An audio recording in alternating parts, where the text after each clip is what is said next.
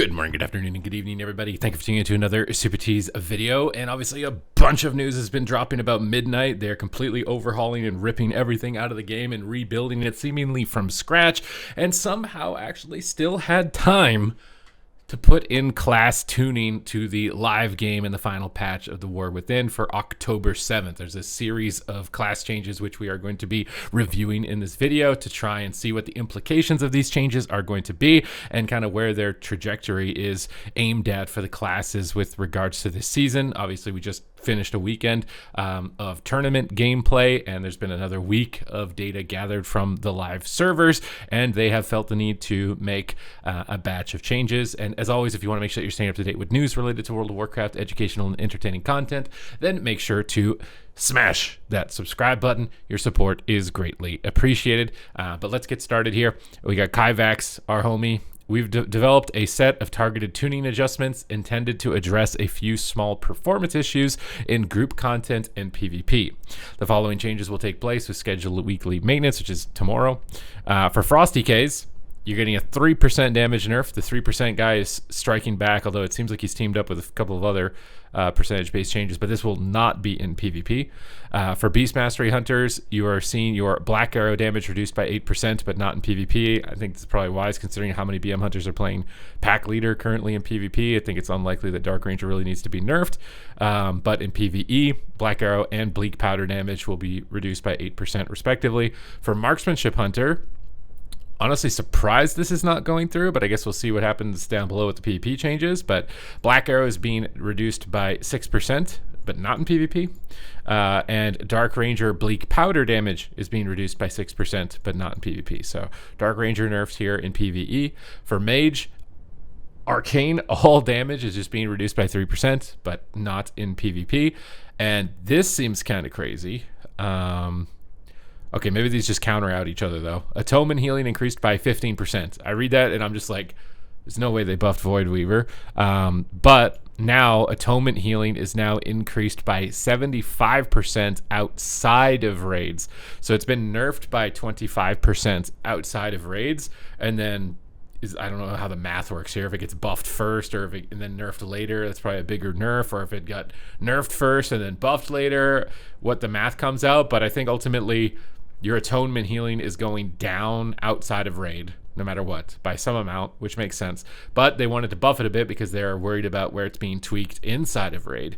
And this is an interesting tuning adjustment that they've started using in kind of the more recent patch notes, which is trying to balance raids separately from dungeons or other PvE content, as well as PvP. And I think that, honestly, that isolation knob is going to bring great balance to the force when it comes to class balance across all forms of content, because trying to balance raids and dungeons side by side when one is focused mostly on single target, the other is focused mostly on AoE, is literally never going to happen. And that's why I think PvE has honestly never hit a state of balance as well as PvP has in some of its end expansion patches, because it doesn't have the specificity that it is required to actually make it happen. So this type of change is a very monumental one, although it seems very small in this instance. It shows that they are now willing to tune more things. Before, it was just kind of like big raid cooldowns. This is just like a static throughput thing. So I think it's important to note. For Rogue, Fatebound fixed an issue that caused the damage bonus provided by Fatebound coin heads to be 8% lower than the displayed value. So I don't think anything is really changing there with that one. Now, PvP, obviously, just had a tournament, so this is where I'm thinking that there's going to be the most significant amount of change. For Blood DKs, we can see that the 11.2 set bonus to empower rune weapon is now 33% effective in PvP, and the cooldown reduction from Insatiable Blade is now 40% effective in PvP. And I will make sure to link these changes in the notes down below, because I know a lot of you guys are very upset about me not doing that, and sometimes I might mispronounce something and maybe misread something. You're going to have access to them, okay? If that ever happens, I'll do my best to make sure it doesn't. But Blood DK nerfs in PvP, even though we didn't see it in the tournament, it was definitely creeping up as a possible issue and probably causing more disruption, obviously, in battleground content as well. So not surprised to see some nerfs around it. Resto Druid was one of the lowest performers when it came to PvP, at least. We did see it win some games in the North American region. I think we saw every healing spec, actually. But I think Resto, Druid, and Mistweaver were definitely the ones lagging behind the pack here. So Reactive Resin is going to have its healing increased by 80%. They've fixed an issue that caused Rejuvenation and Regrowth to benefit from the Soul of the Forest when applied from the 11.1 4-piece set bonus. So they removed the old set bonus. This was like the one way to make Resto Druid strong on the current ladder, was to literally wear last season's gear because the set bonus was stronger than the item level loss. That looks like that's not going to be happening anymore. Fixed an issue that caused Overgrowth to cast Regrowth's initial heal when Nature's Swiftness was active. It caused Overgrowth to cast Regrowth's initial heal. So is this I feel like that's a nerf, isn't it? I haven't played Resto Druid in a long time, so you guys need to let me know if that's a nerf, because that sounds like a nerf. So now you can't NS your Overgrowth and get a big heal off of it, is the intention with that? I don't know if Reactive Resin 80% is a lot. I will have to give this a go and a try. And hopefully I can actually get a little bit more mastery gear to actually do it, because I actually like playing Resto Druid, but the stats don't overlap in PvP. I honestly don't know how to feel about this, whether this was consuming your Nature's Swiftness and not healing a lot, and so it's actually a buff, or if it's a nerf, because now you can't do it like an Overgrowth with an NS active and get a big heal on it. We'll have to see. Honestly, I feel like this is leaning more into a nerf just because this is a huge loss. Beast Mastery Hunter. Ravenous leap damage from Hunt Master's Call is being reduced by 30% in PvP combat, so the bleed damage from your pet. This is 100% what was like the most egregious. Even though, honestly, when we watched the tournament, Survival was winning most of its games, and Beastmastery and Marksman, they're present, but they weren't really winning as much. So it's interesting to see that difference in ladder play, because on ladder, it definitely feels like Beastmastery is more powerful. But when we were in tournament play, it felt like Survival was actually more powerful. And Survival's not actually seeing any changes at all. Marksman is getting buffed on its rapid fire damage, but nerfed on its aim shot damage and nerfed on its black arrow damage. Okay, so that's why we don't see the black arrow nerf up top coming down here, because they didn't want to double dip on it. So obviously, like the proc instant aim shots from explosive shot, and then the proc black arrows crits, those ones are the ones that are excessively high, and rapid fire is not as bad, right? Not as big of a deal. So this seems appropriate, I think, for it. We haven't seen any changes to Priest. So I'm in a weird spot with Priest and Voidweaver, because it's so good and so fun that I think more people are playing and healer, that one specifically, which means the Qs are faster. So like I don't want the Qs to slow down, but I also think it's really OP. But it doesn't look like Priest is getting touched, at least from what I can see here. So Arcane Mage, Lay Drinker now repeats its damage at 35% effectiveness in PvP combat, down from 70. So a little bit of a nerf to Arcane. And for Mistweaver Monk, you guys are getting a buff. Enveloping Mist and Soothing Mist are being increased by 15%. So more straight throughput. I feel like you guys have had like a bunch of specific changes, I think more oriented around PvP. Again, I don't main Mistweaver, so if I'm incorrect about this, let me know, Mistweavers, in the comments down below. But they've been like working a lot of your talents, and then they got the Giga nerf on the one build with the Rising Wind Kick build that came through, and then it was like you're this weird spot where like none of your builds feel that good. This is just like an overall throughput increase, so maybe it helps you out. But with no changes to Voidweaver, I don't know if you're gonna be better than Voidweaver. I mean, this is quite a bit, like 15% on two of your main heals. Definitely enough that I think it warrants checking Mistweaver out. The Resto Druid one, I'm gonna hold in reservation until I actually give it a go to see how big of a deal this is, because I still think the loss of that set bonus is really big. Ret Paladins. I need a second, because like I can't, like, this is the first round of changes that I see decreased in the text. So like, what's going on here?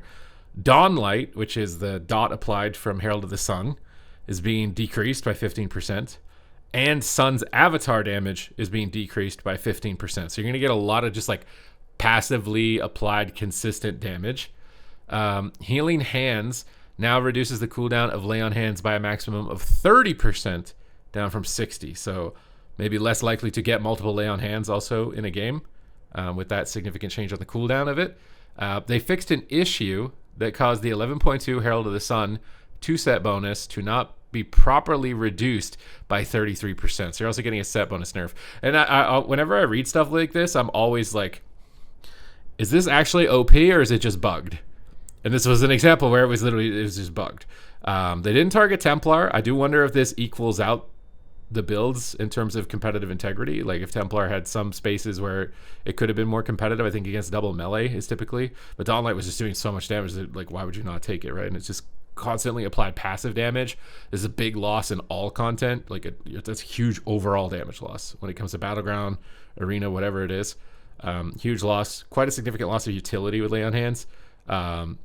And possibly leans Ret Paladins to try Templar more. I don't think it makes you completely unviable. You still have a lot of cooldowns, even if you may not get 2 Lay on Hands in a game. You still have a lot of cooldowns to rotate through. I think they targeted some appropriate stuff here. A lot of people are going to be like, why'd they nerf Ret? Ret didn't even win the tournament. It kind of did. I mean, Welcome to the Zhang utilized it. The thing is Echo probably could have won the tournament with Ret, but they've just invested so much time into other classes that they view are almost as competitive that it's like, why would they, re-roll to something that they may have very limited experience on? And Echo is a team that, the Ret Paladin comps don't necessarily fit into their options. So I don't know how true that is. We also saw a lot of new teams beat a lot of really good teams using Ret Paladin for the first time in competition. So I think it was inevitable they got it nerfed. It was just trending upward in every single category. I don't think this completely flattens you. It definitely makes me think that you might lean more towards Templar, though. Enhancement Shaman. Storm Strike is getting a 45% buff in PvP, but not during Ascendance. And I think that's smart because right now, Enhance is pretty much only viable during Ascendance, and Storm Strike is pathetic. It would be nice to have that button be a fun button to press, so a little bit of a chunky buff there. I think more importantly, Lightning Bolt is being increased by 20% in PvP combat, especially when you start auto-shooting these at maximum Maelstrom. So a bit strange that they buffed the Lightning Bolt build, because I feel like that's the only viable build of Enhancer right now with Stormbringer, and they didn't buff the other one with Totemic. And I also want to check out Enhancement on the Alpha. I might do Shaman, actually, later on my stream, so if you want to follow along with that, make sure to hit the subscribe button. They targeted a lot of underperformers and focused on buffing them. Enhance, like, we didn't see any Enhance in the tournament. We don't see any like defense buffs to Fury Warrior. It's like maybe the only thing I was leaning into being a possibility, and it's honestly surprising to not see any nerfs to Void Weaver. I wonder if they're leaning into the side of like, this is making the queues faster and it's making people like to play healers, so let's just leave it OP. But I kind of feel like you need to give the other healers some fun stuff too. Like Disc gets to do as much DPS as a DPS. So what about the other healers? Some of them can't even get close in a lot of cases without losing out on a significant amount of throughput of healing. I feel like if you're going to go that line where you're like, oh, we're fine with this because more people are liking it and it's fun for them, then we gotta make that for the other healers as well. Although they did give some throughput buffs. It's not like there was absolutely nothing. And then the Druid one, kind of a wait and see. I'm trying to think if there's anything on here that, like, I guess not seeing, because I don't think Feral Druid is like ridiculously OP, and it didn't get any nerfs, so that's fine. Even though it won somewhat in both regions. Shadow Priest was really good throughout. We even saw Subtlety Rogue. We saw all 3 specs of Rogue. I'm trying to think of how many specs we didn't even see on the weekend. It was like Fury Warrior, Enhance, and like Frost Mage. And like, we saw all 300 specs. We saw all 3 Rogue specs. Demo, we didn't. I don't think we saw Demo. Pretty sure we didn't. So like 4 specs. Like, think about how many specs are in the game. And over the weekend we saw almost every single spec. Almost every single spec. I guess there's no Frost Mage buff, no Fury buff on these rounds of changes. But it's definitely better than nothing. I think the Ret nerf is at least going to start to bring the line back in line with this. But that's it here for these patch notes. We at least got some, and the rest did not escape without some element of punishment. And I'll do my best to remember to keep this link in the description down below. Thank you guys very much for watching the video. Hope you guys enjoyed the update, and I will hiccup in the next one. Thank you.